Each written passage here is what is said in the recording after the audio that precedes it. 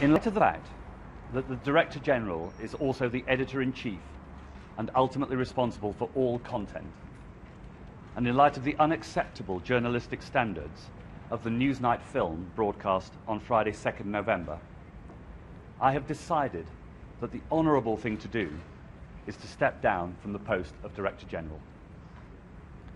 When appointed to the role, with 23 years' experience as a producer and leader at the BBC, I was confident the trustees had chosen the best candidate for the post and the right person to tackle the challenges and opportunities ahead. However, the wholly exceptional events of the past few weeks have led me to conclude that the BBC should appoint a new leader. To have been the Director General of the BBC, even for a short period, and in the most challenging of circumstances, has been a great honour. While there is understandable public concern over a number of issues well covered in the media, which I'm confident will be addressed by the review process, we must not lose sight of the fact that the BBC is full of people of the greatest talent and the highest integrity. That's what will continue to make it the finest broadcaster in the world. This is undoubtedly one of the saddest evenings of my public life. George Entwistle has worked for the BBC for 23 years.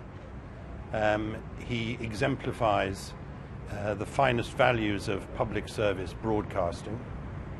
At the heart of the BBC is its role as a trusted global news organisation, and as the editor-in-chief of that news organisation, George has very honourably offered us his resignation because of the unacceptable mistakes and the unacceptable shoddy journalism which has caused so much controversy.